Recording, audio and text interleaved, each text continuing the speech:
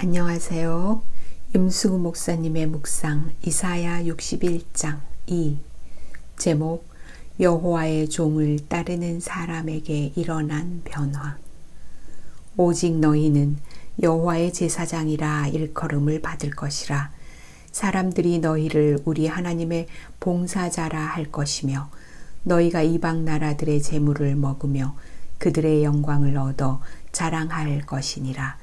이사야 61장 6절. 여호와의 제사장, 하나님의 봉사자. 여호와의 종인 예수님께서는 직접 여호와의 은혜의 해와 보복의 날을 선포하심으로 모든 슬픈 자들을 위로하셨습니다. 하나님의 거처인 시온에서 위로받은 그들은 이제 검은 재를 쓰는 대신 꽃으로 만든 관을 받고 슬픔 대신 기쁨의 기름을 받고 근심 대신 찬송의 옷을 받았습니다. 이제 여호와의 종에게서 위로받은 그들은 더 이상 슬퍼하는 자들이 아니라 의의 나무 곧 여호와께서 심으신 그 영광을 나타낼 자라고 일컬음을 받게 되었습니다. 그들은 여호와의 제사장, 하나님의 봉사자로 하나님의 영광을 나타낼 것입니다. 6절의 문맥을 보면 우리가 하나님의 봉사자로서 책임을 다할 때 우리는 비로소 하나님의 제사장이라는 이름을 얻게 될 것입니다. 봉사란 무엇일까요? 첫째, 봉사는 대가를 요구하지 않습니다.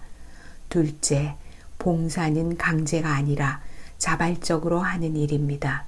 셋째, 봉사는 마땅히 해야 할 책임 이상을 하는 것입니다. 넷째, 봉사는 다른 이에게 유익을 주어야 합니다. 다섯째, 봉사는 자신의 사랑과 희생이 동반되어야 합니다. 그리스도인이 이런 사랑의 봉사를 할 때 세상을 위한 제사장 역할을 비로소 할 수 있을 것이고 사람들은 하나님이 어떤 분인지를 알고 그분께 영광을 돌릴 것입니다. 여호와께 복받은 자손. 무릇 이를 보는 자가 그들은 여호와께 복받은 자손이라 인정하리라 라고 하였습니다. 여호와의 종의 위로를 받은 자들은 이제 만민 가운데서 복받은 자손이 되었습니다. 그 대표적인 예가 다니엘입니다.